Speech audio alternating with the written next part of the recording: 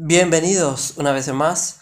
En el medio de los debates y diálogos que se ha dado en las redes sociales sobre si es correcto llamar a María Madre de Dios y también buscando el origen del término Theotokos, en ese contexto ha habido personas que han catalogado a aquellas personas que no aceptan el título María Madre de Dios como nestorianos. Y también hay personas que dicen que si no aceptan el título María Madre de Dios, no necesariamente se le tiene que llamar nestoriano, ya que si aceptan que Jesucristo tiene las dos naturalezas, la humana y la divina, en una sola persona, ya no cae en el nestorianismo. Cuando se dan estos debates y diálogos, tienen implicaciones cristológicas como mariológicas. Para ello, vamos a escuchar la posición de César Vidal con respecto a ello. Oigámoslo. Vamos a ver, el Theotokos es un término muy tardío en términos históricos. Estamos hablando de que es un término que se acuña en el año 431 en el Concilio de Éfeso. Es decir, que más de 4 siglos después de la muerte y de la resurrección de Jesús, de pronto alguien se ponga a dar definiciones. Supongo que hay gente que le entusiasmará, pues porque también creen en la infalibilidad del Papa desde 1871, que es hace 2 horas en términos históricos o cosas de este tipo. Pero para aquellos que pensamos que el cristianismo realmente es el cristianismo del Nuevo Testamento y de ese siglo I, que cuanto más te distancias y más te separa peor, como tú comprenderás, una declaración dogmática que es 400 años, se dice pronto, posterior a la muerte y resurrección de Jesús, a Pentecostés, etcétera, es algo como para cogerlo con pinzas, como mínimo. Primera cuestión.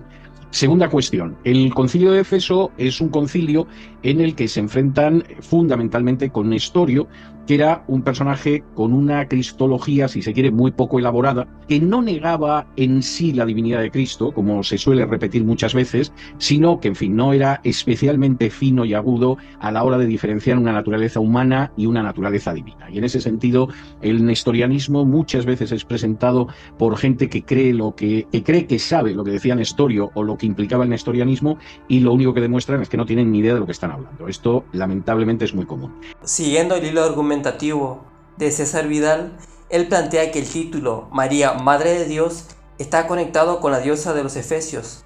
Aunque el tema central era cristológico, el lugar donde se realizó el concilio y se otorgó dicho título podría haber tenido implicaciones perjudiciales para el cristianismo, promoviendo la mariolatría. Esta conexión histórica sugiere que la adopción del título en el concilio de Éfeso pudo haber influenciado negativamente en la doctrina cristiana. César Vidal destaca cómo la ubicación geográfica del concilio y la confluencia de creencias locales podrían haber influido en la toma de esta decisión.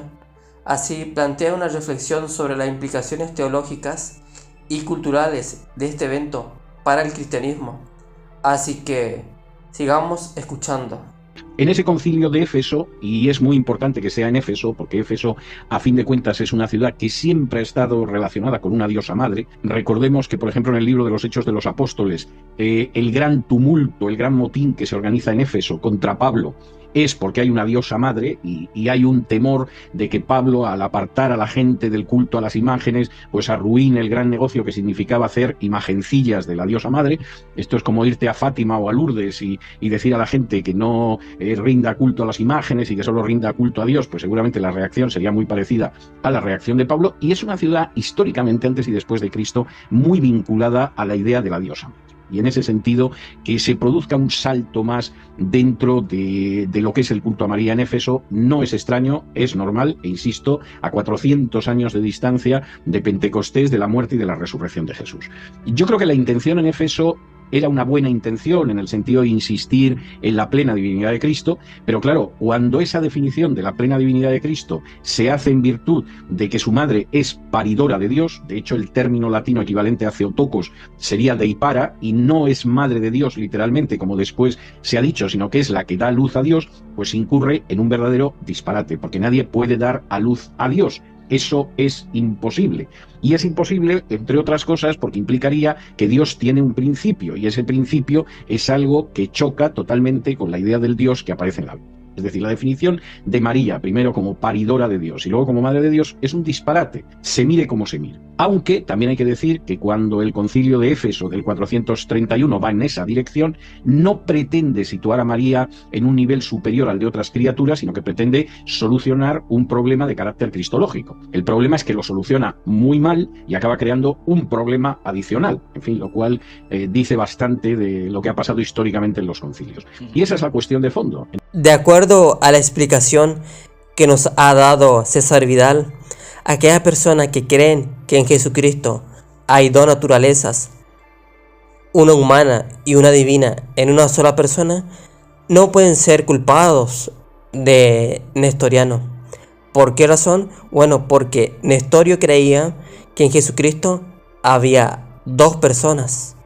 Sin embargo, a Miguel Núñez se le ha estado acusando de nestoriano, lo cual es totalmente falso, porque él no cree lo mismo que Nestorio. Para ello vamos a escuchar al mismo Miguel Núñez cómo él explica la cristología. En la persona de Jesús entonces se conjugan dos naturalezas, la naturaleza divina de Dios y la naturaleza humana, y se conjugan de forma tal que las dos naturalezas permanecen siendo entonces 100% hombre, 100% Dios, y al mismo tiempo no perdiendo Jesús ninguno de sus atributos. Eso es lo que se conoce en teología como la kenosis, que cuando Jesús se vació, se despojó a sí mismo, como habla la palabra en Filipenses, no se estaba despojando de sus atributos divinos, se despojó de su gloria. Y cuando Él toma la naturaleza humana, Él lo que hace es ganar cualidades humanas, pero Él no pierde sus cualidades divinas. Luego de escuchar a Miguel Núñez, no podemos acusarlo de nestoriano, porque él mismo en su explicación cree que en Jesucristo había dos naturalezas, la humana y la divina, en una sola persona.